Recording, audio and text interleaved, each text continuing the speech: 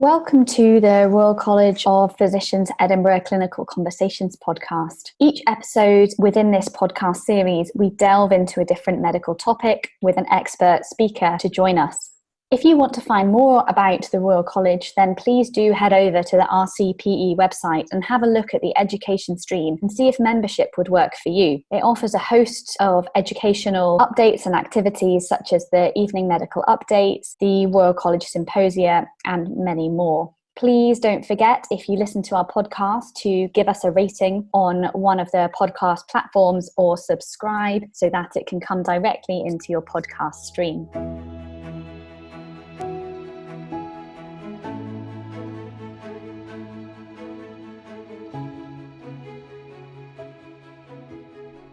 Hello everyone, and welcome to another episode of Clinical Conversations brought to you by the Royal College of Physicians of Edinburgh Trainee and Members Committee.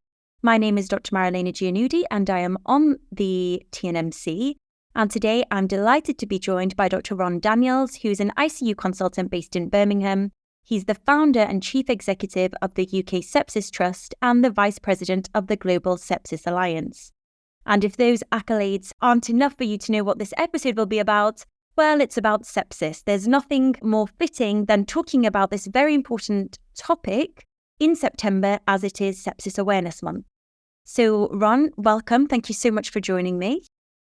Thank you so much for having me, Marilena, and the Royal College.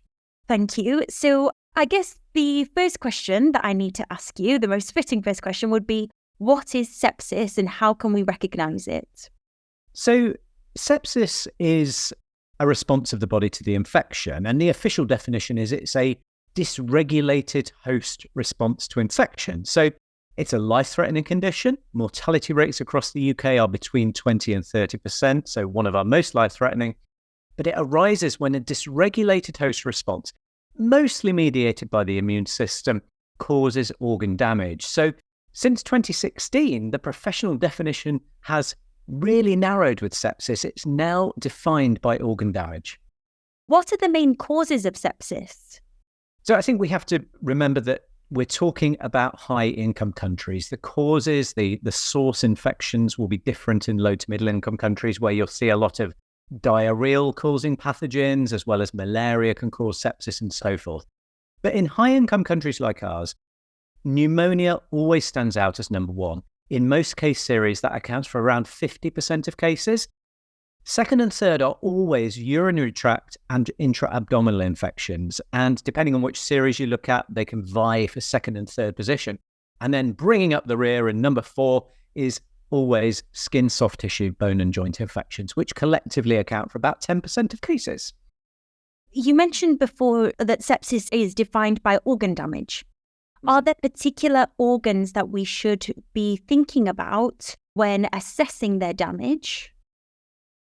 So there's overt organ dysfunction. And the best example perhaps is septic shock, where we see someone who's hypotensive despite adequate fluid resuscitation, their lactate's elevated. That's usually relatively straightforward for a clinician to spot. But the covert organ damage, almost as common as shock if there is one organ that's playing up, almost as common as shock is an acute kidney injury. And obviously you can't see that. You can talk to the patient about when they last passed urine, but you really need blood tests to confirm that. We then have damage to the liver, which will often manifest either as hyperbilirubinemia or as a high INR, and sometimes both. The bone marrow, we tend to see platelets are a bit like an acute phase protein. They rise early in the phase of sepsis, but then they become consumed as we go into a state of coagulopathy. So we can see bone marrow failure. That might be all of the cells, pancytopenia are depleted, but it might just be the platelets dipping down a bit. So to diagnose sepsis, to identify sepsis rapidly, demands that we look carefully at a full range of blood tests as well as examine the patient. We're very lucky on our podcast because we've got doctors throughout their career, and we also have some medical students listening to us. And I think what I can say, wherever you're studying, wherever you're working, the sepsis 6 is drilled into you as soon as you walk into the hospital. But maybe for our younger audience members, do you mind just talking us through the sepsis 6, what it is and why it's so important? So the Sepsis 6, it's a simple treatment pathway, and it was developed by the UK Sepsis Trust, or rather by my team and I, even before we created the UK Sepsis Trust back in 2006. And what we really intended it to be was an operational set of solutions that allowed people to treat sepsis rapidly, whether they were the most inexperienced health professional or the most experienced health professional. So it's a set of sort of 6 simple steps that any health professional should be able to deliver. And it has iterated over time. And the most recent changes were in 2019, just before the pandemic. So the Sepsis 6 now looks like this: 6 simple steps that any health professional can deliver as long as they're working with a prescriber. Step 1, inform a senior clinician. Step 2, give oxygen if required, so correct hypoxia. Step 3, send a full set of blood tests, including blood cultures, but not just blood cultures, as I've explained. Step 4 is to give intravenous antibiotics, but also to think about source control. Is there a line that needs to come out? Do I need to contact a surgeon or an interventional radiologist to remove a source of infection? Step 5 is to give intravenous fluids, particularly important if the patient's hypotensive. And step 6 is to make a monitoring and escalation plan. So those 6 simple steps are recommended for all patients with suspected sepsis, and for the sickest patients, they're recommended to be delivered within the first hour. Thank you. If it's okay, we'll just touch on antibiotics and giving them. As part of the Sepsis 6 and our sepsis investigations and management, how many sets of blood cultures should we be doing, and how should they affect the way we prescribe and administer antibiotics?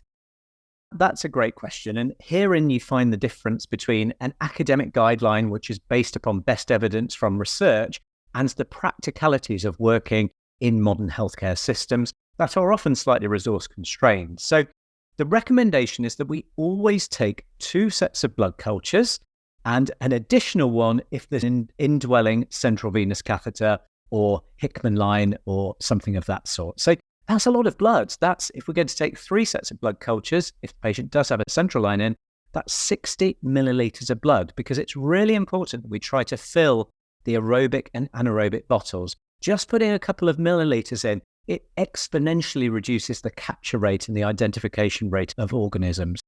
But that's at odds with practicality. Patients can be difficult to bleed. It can be really difficult to take 60 millilitres of blood from someone. We have to be pragmatic. If we can, we would prefer a single high-quality set of blood cultures with 10 millilitres in each bottle than 2 or 3 poor-quality sets of blood cultures that only have a couple of millilitres in each bottle. If the patient is really difficult to bleed, or if those skills don't exist, then we shouldn't delay antimicrobial therapy to take blood cultures. Best practice is to take the blood cultures first, because you will increase the capture rate if the blood isn't already full of antibiotics. That's obvious. But if we can't do it, if it's going to unduly delay therapy, then we should give the antibiotics first. I think the most important thing, if the patient presents obviously in extremis, they've got, for example, purpura fulminans or mottled skin, they're in evident multi-organ failure, my personal practice would be antimicrobials first, blood culture second. But that is a minority of patients. Unfortunately, I don't know the research on this, so this is just from what I've seen in the hospital over the years. People say different things about the capture rate of an effective blood culture sample if the patient is pyrexial or not. Does it make a difference waiting for the patient to spike a temperature for us to take the blood cultures? Just like you, Marilena, this is not my specific area of expertise, and this question is perhaps better answered by a microbiologist. But we know the capture rate is higher if the patient is spiking a temperature, and common practice would suggest we should repeat a set of blood cultures if the temperature subsequently spikes beyond 38 degrees. Like you, I don't know the exact difference in capture rates, but that's certainly recognised as good practice. But certainly if a patient didn't have a temperature, that wouldn't be a good enough reason to not take blood cultures if you're considering sepsis as a diagnosis. Oh, absolutely, absolutely. no one is suggesting that you should always wait until the temperature is above 38 before you take blood cultures. And similarly, don't not, sorry for the double negative, take blood cultures if you've already given antibiotics. All of the blood culture media that we use across the UK's countries have antibiotic absorption materials in them. So the idea is that they absorb the antibiotics you've already given. There is a lower capture rate of the organism, but it can still be grown. When we therefore think about treating sepsis, obviously we've spoken about the importance of antibiotics, and then you mentioned as part of the Sepsis 6 fluids and oxygen if required. Are there any other treatments that we need to be considering for these patients? We have to remember that these are the basic steps. And in with those basic steps, we would also include source control. So if there's a source amenable to drainage, if it's an indwelling line, remove it. A deep-seated abscess, so for example, a pelvic abscess or an empyema, they're not going to get better with antibiotics alone. They require source control. Classic examples are people with urinary or biliary obstruction, obstructive uropathy as an example. We see these patients, they get rapidly sick. They need escalating doses of vasopressors. But as soon as we put that nephrostomy in, as soon as we drain that stagnant urine, they start to get better. It's not the antibiotics that's done that. It's the release of the flow of urine. So that's critically important. What the Sepsis 6 doesn't cover in its rawest form, although our tools for health professionals guide us to when you can escalate, is escalation to a senior. And there's a rule of thumb, if you deliver the Sepsis 6 and within 1 hour the patient hasn't improved, then you should get a senior to come and assess the patient. And you mentioned about your tools. Are they readily available online? They are. They're available at our website, sepsistrust.org. They are also, as of this month, signposted to by NICE alongside their sepsis guideline NG51. And that is also in use in Scotland because SIGN have elected not to develop their own guidelines on sepsis. Okay, excellent. So what I'll do for our listeners is I'll make sure there are links to those in our footnotes. So please feel free to have a read through them in your own time. We've obviously spoken about treatment of sepsis, but how can we prevent sepsis? Is there a way of preventing sepsis? Well, apart from our communication, unless we're a public health professional, there aren't many ways that we can directly prevent the development of sepsis, other than through, for example, if we're a surgeon or an interventionalist, that we make sure that we use adequate asepsis. What members of the public can do is obviously access vaccines that are appropriate and available to them. Obviously, we live in a slightly vaccine-hesitant society, so we as health professionals need to reinforce the positive messaging and encouraging healthy lifestyles. Obviously, lifestyle choices can influence the development of diseases that put us at risk of sepsis, such as type 2 diabetes, such as COPD. So we need to encourage the healthy lifestyle. And if we are looking after patients who carry one of those risk factors, it's making sure their chronic condition is well managed, as well as making sure that they are aware of the risks of infection and sepsis. They have access to information around when and how they should access healthcare urgently. For the patients that unfortunately we don't manage to treat in a timely manner, what can the possible complications of sepsis look like? And I appreciate that these can be patient dependent, but if there is a general overall umbrella of what they may look like. Yeah, so we call this post-sepsis syndrome, and the definition of this has yet to be determined, but it's generally accepted that if people are still experiencing life-altering symptoms 4 months after hospital discharge, they're likely to have post-sepsis syndrome. Now, it varies hugely, but broadly there are 3 domains in which people have dysfunction: psychological, physical, and cognitive. So dealing with the latter, cognitive, we've heard of brain fog related to COVID-19. It's exactly the same with sepsis. Around 17% of sepsis survivors have moderate to severe cognitive dysfunction. Psychological can range from relatively minor, not desperately life-altering, such as mood swings, such as sleep disturbances, through to PTSD, which we see at about 20% of survivors. And physical can range from things that, to those of us of a certain age, and particularly who are male, might seem trivial, like brittle hair and nails, but when it's, without stereotyping, a young woman, those are very traumatizing. But they're perhaps at the lower end of the spectrum, through to disabling pain syndromes and through to limb and digit loss. And there was an interesting Scandinavian study a few years ago that showed that among working age adults who were expected to work for at least another 5 years, after sepsis, only 57% were back at work at 1 year. So 43% of working age adults weren't even able to return to work. Wow, that's quite the statistic there. Can I ask, what is the difference then between sepsis and septic shock? And how can we recognize the two? Because if it's so debilitating just having sepsis, then I assume septic shock would be so much worse. Yeah, so septic shock is defined separately to sepsis, still within the same sepsis 3 definition, but as a higher mortality condition in which a particularly profound set of cellular and metabolic characteristics identify this higher risk of mortality. So in terms of clinical terminology, it's defined as hypotension and a high lactate that persists despite adequate fluid resuscitation. So these patients will all need vasopressors. So they're a sicker population. The mortality rate from septic shock across the UK is still of the order of 40 to 50% compared with 20 to 30 for non-shock sepsis. And we have to take these patients very seriously. I personally slightly lament the fact that lactate is no longer part of the sepsis definition, particularly for younger patients. They can preserve their blood pressure for a long time despite fairly profound vasodilatation. And almost always those patients will have evidence of high lactate. We used to call it cryptic shock. I still call it cryptic shock because the blood pressure is normal, but they're known to have exactly the same risk of death. So to recognize it, measure the blood pressure. If you're outside a hospital environment, you can't measure blood pressure. These people will have altered mentation. They will have low urine output. They may or may not be cold to the touch with a prolonged capillary refill, depending on how well their cardiac output's compensating. But if you have access to it, also measure lactate. So that's your take home for everyone listening. Never forget the lactate. Lovely. So absolutely. I mean, it's one of a number, but lactate is a very old-fashioned biomarker. It's not going to make a diagnostics company any money because it's been around for years, but time and time again, it's proven itself to be of equal value to the newer, dare I say, sexier diagnostics.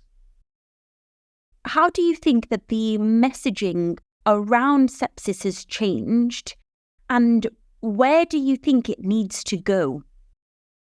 This is the best question, and it's one I'm rarely asked, actually. And we have had to iterate our messaging as an organisation, particularly facing health professionals. So to the public, it hasn't changed that much, although many more of the public are aware of the term sepsis. They're now aware it's a medical emergency.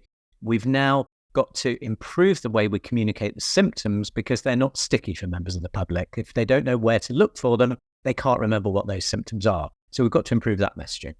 For health professionals, when I started on this journey, I remember this was back in 2004, 2005, before I even started the charity, I remember writing to the Royal College of General Practitioners in London, and they responded by saying, sepsis is a hospital problem. We don't see it in the community. And, at that time, when sepsis was only really talked about by a handful of intensive care clinicians, we had to be pretty didactic. We had to be almost evangelical about it. There's this condition, sepsis, we're missing it all the time. We have to give antibiotics rapidly. That message has iterated over time because now, of course, health professionals are fairly routinely trained in how to spot sepsis. We all accept that it's difficult to identify. And we know that if we give antimicrobials injudiciously, then we're going to be playing our part in fueling the rate of spread of antimicrobial resistance. So the messaging is now, think sepsis. Be empowered to treat for sepsis if you're concerned about it. But if you think it's a sepsis mimic condition and you want to withhold antimicrobials until you've got more information, just document the reasons why. That's sensible medicine, that's clinical judgment, clinical gestalt. And of course, now that the health professional population is aware of sepsis, it's the right message. Yes, definitely. And I guess for our more junior audience, if you're ever not sure, just ask. Absolutely. Just ask is a great little phrase that we developed a number of years ago, and it's really sticky. And yes, it is designed for members of the public to empower them to access healthcare in the right way. But yes, if you're a more junior health professional, you're not sure what to do, just ask for advice. Absolutely. I think that's what I end up saying in most of these podcasts that I host. Sometimes we feel that we need to have the answers to everything, and it's okay to not have the answers, however senior you are, because we're lucky enough that we work in an environment where we do work as part of a team, so we just need to take advantage of it. Oh, absolutely. And I hope that our next generation of doctors are going to be even better at this than we are. It's a great privilege to work in intensive care. We have huge staff numbers. I will always ask colleagues, I'll always ask medical and nursing colleagues for their advice. And, when I used to be an anaesthetist, I knew there were colleagues who were better skilled at very difficult airways than me. There were colleagues who were better skilled at putting epidurals in than me. Just ask for advice. If you know others have better skills, these are people's lives and livelihoods at stake. Just make sure the very best person that you can get hold of is assessing and helping you to treat that patient. I don't think we can top that really as a take-home message. And I know September is a very busy month for you, so I don't want to keep you any longer than I have to. Are there any final comments or thoughts that you feel that our audience needs to hear or needs to bear in mind when assessing patients with potential sepsis or with confirmed sepsis that we haven't already discussed? I think we're very well aware, and recent reports have thrown a lot of light on this, that wherever you are within the UK, whether you're an NHS organisation, a health board, wherever you are, that we are increasingly resource constrained. We have insufficient staffing in some quarters, and we have an ever higher and ever more complex patient caseload. This isn't easy. I would just urge you to play your part in doing what you can, because the last thing we want is to see yet another media story of someone who died from sepsis when it was totally avoidable. Thank you. Thank you so much. Thank you for taking the time to speak to me today, to explain everything. And I guess we will all do our part to continue increasing awareness of sepsis.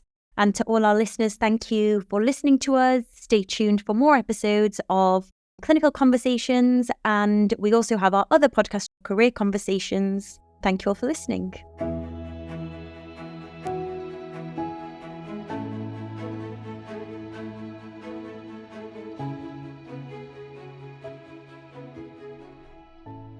The TNMC sister podcast, Career Conversations, supports medical students and trainees with career guidance and progression, as well as professional development. We wish to recommend our Demystifying PACES podcast series on career conversations. As some of you may know, in late 2023, MRCP UK updated the PACES exam format, so we developed this new series to support PACES candidates. Episodes cover exam organisation, calibration, every PACES station including key changes, and candidate perspectives.